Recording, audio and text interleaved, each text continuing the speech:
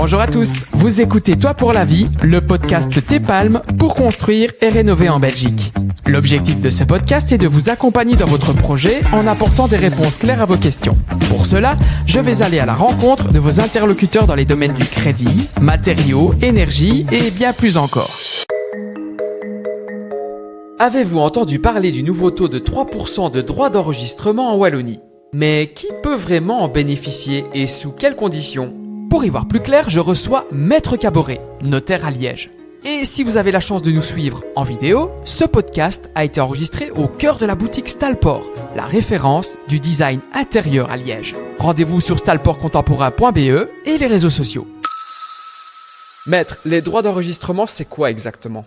Les droits d'enregistrement, c'est une taxe. C'est une taxe que vous payez quand vous achetez un bien immobilier et que vous devez payer selon la région dans laquelle vous vous situez, selon un tarif. Elle est régionale, c'est bien ça ? Et donc ça dépend de la région dans laquelle vous achetez votre bien immobilier. Parfait. En Wallonie, on paye combien de droits d'enregistrement en temps normal ? Alors en temps normal, le taux ordinaire des droits d'enregistrement en région wallonne est de 12,5%. D'accord. On entend beaucoup parler de ces fameux 3% de droits d'enregistrement. C'est une bonne nouvelle, je pense, mais c'est pour qui et à quelles conditions ? Oui, alors c'est tout nouveau. Donc c'est depuis le 1er janvier 2025 que l'on peut, moyennant certaines conditions et le respect de certaines conditions, on peut bénéficier d'un taux de 3% plutôt qu'un taux de 12,5%. C'est quoi l'objectif aussi ? Alors l'objectif du gouvernement était de faciliter l'accès à la propriété, notamment pour les plus jeunes, parce qu'on sait que les frais d'acte, frais de notaire, ne sont la plupart du temps pas financés par les banques, et donc c'était un montant d'apport de fonds propres qui devait être amené par les futurs acquéreurs, et donc on a voulu, avec cette réduction assez substantielle quand même du taux nominal de droit d'enregistrement, rendre l'accès un peu plus facile. Des conditions à respecter, il y en a beaucoup ? Alors, très sommairement, il ne faut pas être propriétaire, ou en tout cas, si vous êtes propriétaire, s'engager à vendre votre maison ou votre appartement dans les 3 ans de votre acquisition. Parfait. Se domicilier dans le bien et y rester pendant au moins 3 ans. Si je suis propriétaire d'un terrain, par exemple, est-ce que ça compte ? Non, alors les biens qui font obstacle au bénéfice des 3%, ce sont des biens d'habitation. Donc il faut que vous possédiez une autre maison d'habitation ou un autre appartement, mais que vous ne vous engagiez pas à le revendre dans les 3 ans. Si vous le revendez dans les 3 ans, vous pouvez bénéficier des droits d'enregistrement à 3% directement.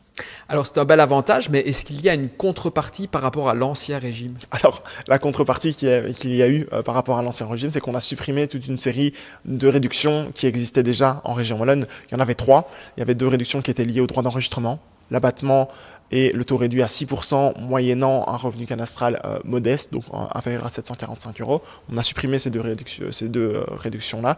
Et on a également supprimé le chèque habitat, qui était une réduction fiscale que vous aviez au moment où vous remplissiez votre déclaration fiscale. Ce qui permettait de faire diminuer l'impôt en personne physique. Tout à fait. C'est bien ça ? Et donc du coup, vous payerez un tout petit peu plus d'impôts en personne physique que quelqu'un qui aura acheté en 2024. On ne peut pas tout avoir finalement. On ne peut pas tout avoir.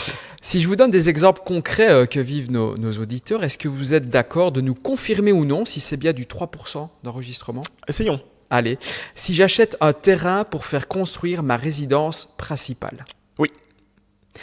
Si j'achète une maison ou un appartement neuf. Alors, si vous achetez une maison ou un appartement qui est neuf, le principe c'est que la TVA est de 21%.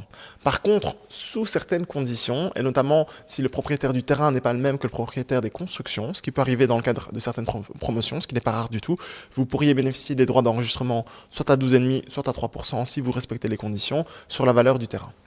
C'est la même chose pour un clé sur porte ? C'est le même principe pour un clé sur porte. Si j'achète une maison que je vais rénover ? Oui, 3%. Maître, merci beaucoup. On se retrouve dans un prochain épisode. À très bientôt. C'était Toi pour la vie, le podcast T-Palm. Si vous avez aimé cet échange et qu'il vous a apporté des réponses concrètes, faites-le savoir. Abonnez-vous, activez la cloche et laissez-nous 5 étoiles sur les plateformes d'écoute. On compte sur vous pour faire rayonner le podcast auprès de tous ceux qui construisent ou transforment leur habitat. Merci pour votre écoute et à très vite.